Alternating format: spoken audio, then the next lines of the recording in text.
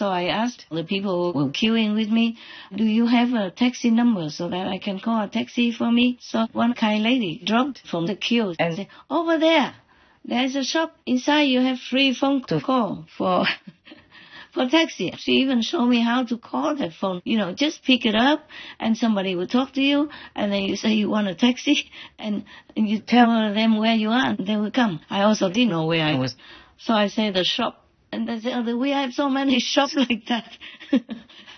So you have to tell me the address. So I asked the shop workers to come and talk to the taxi.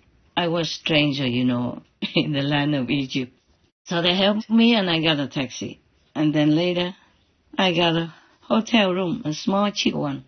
I went to change some money and then I was feeling safe. But then the hotel asked me so many things, not just passport, but driver's license, God knows, I don't have.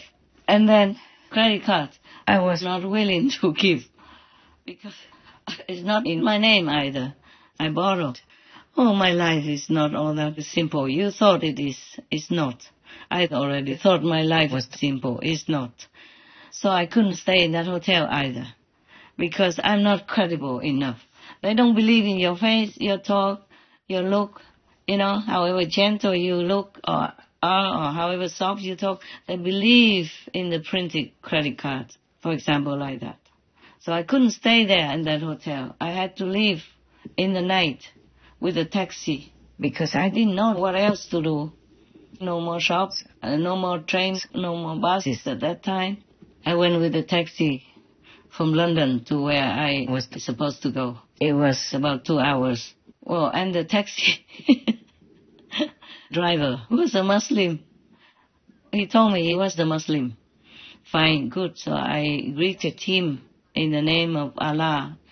But maybe he had a bad time with his wife or something at home. He kept talking very harshly to me all the way.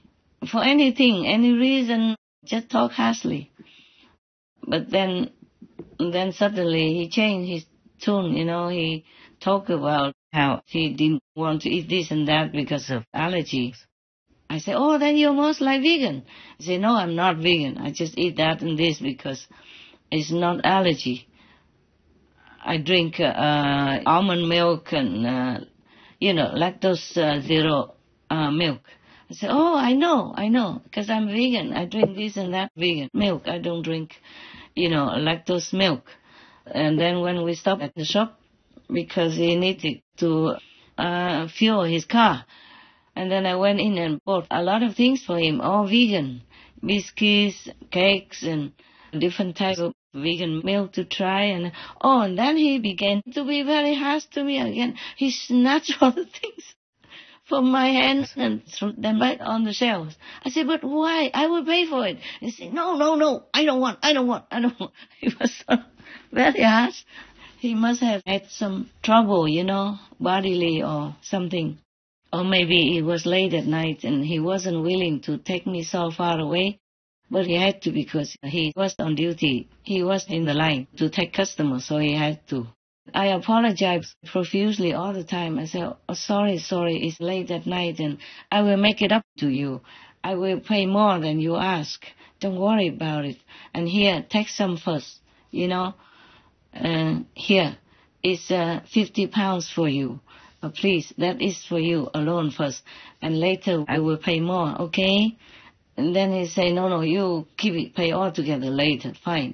He was not about taking money or trying to make trouble.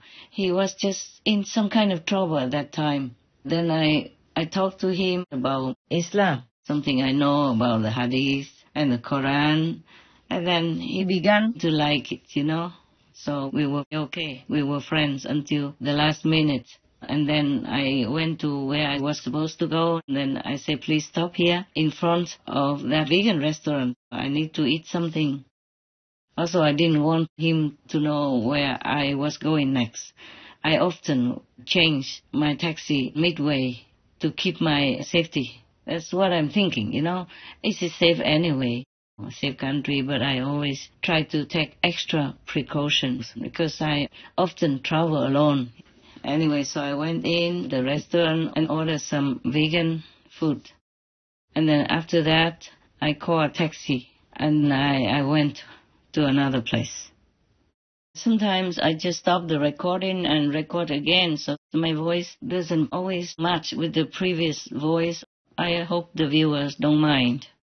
The reason why I keep changing taxis if I have to go by taxi is because I'm mostly generous to the drivers. I give them good, very generous tip, or I invite them to have vegan meals that I order from the restaurant, and then I give it to them to take away. And they know I have money then. So in case, just for safety reasons, I change the taxi. And I always stop where is it safe. And then maybe I walk to where I want to go. Stop in front of a hotel, I ask for another taxi from the hotel. A new taxi driver, for example. It's just an extra abundant precaution. Because I'm in the world alone. And this world is not all good and honey, to everyone. And I have to take care of myself. I used to come back to Taiwan or somewhere else sometimes, and tell people in advance to come and pick me up with a car or something. But later I didn't want to anymore because, for example, all the Taiwanese will come and, it was very crowded at the airport. I don't want to disturb other people's traveling. And I don't want people to block others in any way at all. They would bring a sedan chair and then put me on top of that chair and carry me with 4 people, 2 in the front, 2 in the back on their shoulders so that everybody else can see. Oh my God, it was really something challenging. I was very shy, so after a while, I didn't dare to let anybody know that I was coming back or going anywhere at all. I just ran away. Even when I went around in the Europe tour, remember the European tour during the war, at the invitation from one of your sisters begging me to come to stop the war at that time. I went all alone with my simple luggage, and I would not dare to go in any of the disciples' cars or go with them or anything. I went all alone, and when I saw them coming toward me, I immediately ran somewhere else. So that one time, remember I told you in Slovenia, there were no more taxis there at all. And all the disciples saw me because they were also going to hear my lecture on the tour. They followed me everywhere at that time to different countries, but I always went alone. And they saw me and said, "Oh, Master, come here, we have a car." No, I didn't dare, because everybody would come. If I went there, stay there waiting for their car, then everybody else would come. And it would be chaotic at the airport. So I went hiding in one of the rental cars. And the only car I could rent at that time was the stick shift. I had never driven a stick shift in my whole life. And it was the last minute for the shop. The man was so eager to close his shop to go home. And he just told me, "You do this, do that, and then the car will go." I said, "Please, no, I have never driven this kind of car before." He said, "You know it." How? Because in Europe, I saw a lot of cars were only stick shifts. So he took it for granted that I would know that I just wanted to sissy-sassy with him to delay him from going home to his wife and kids and having dinner. I said, "No, I really don't know. Please show me." He said, "You will know how. Just do it. Just drive. You press the gas and you press the..."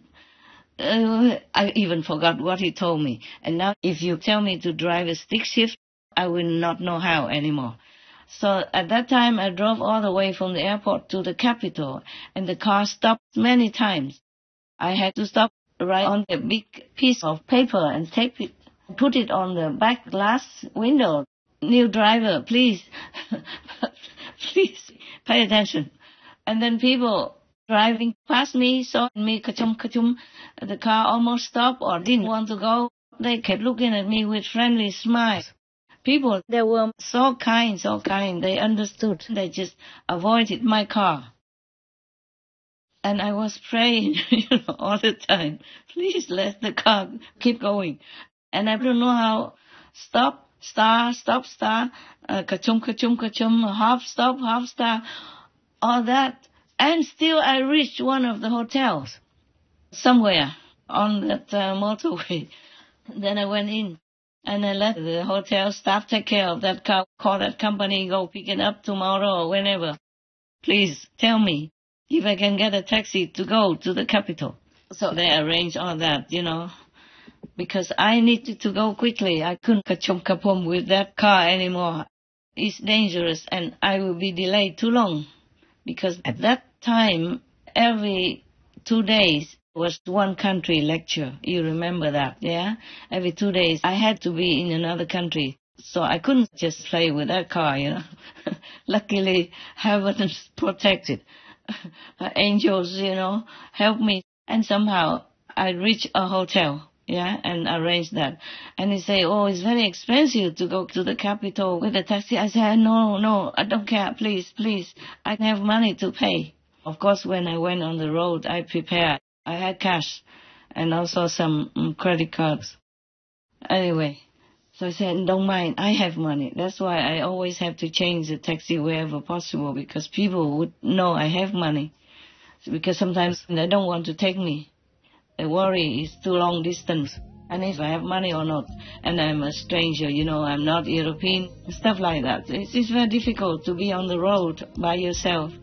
And you have to protect yourself as well. And you have to convince people that you have money for long distance. Now I remember all that. It's like a Hollywood story, hey?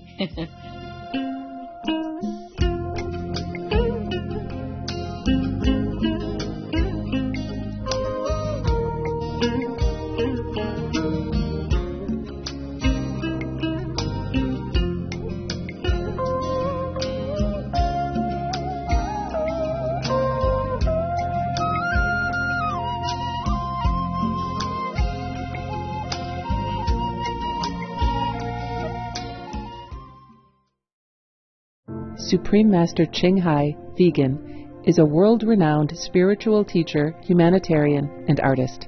To learn more about her compassionate life and teachings, please visit suprememastertv.com/master.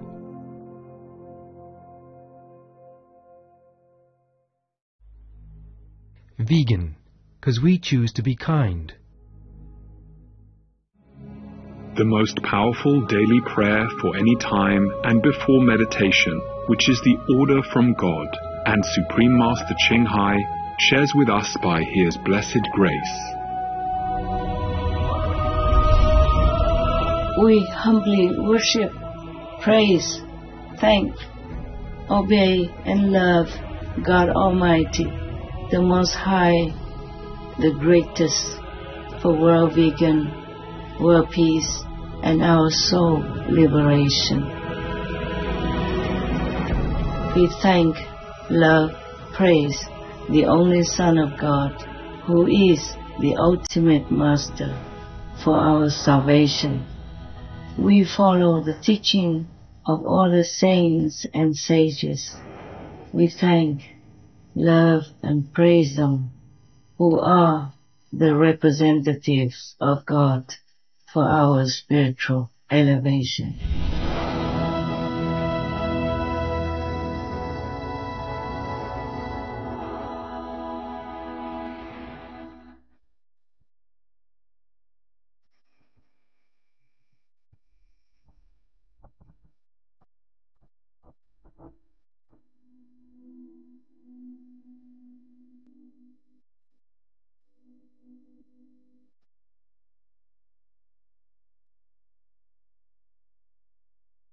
Respected viewers, we thank you for your company for today's episode entitled The King of Wars Revelation about War and Peace, Part 6 of 7 on Between Master and Disciples.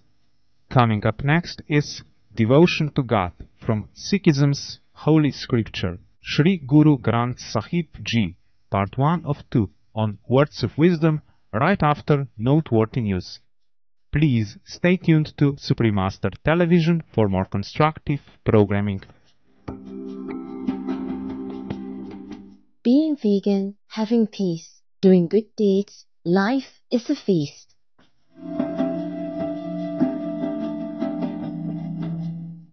Our programs offer many languages. Please visit Supreme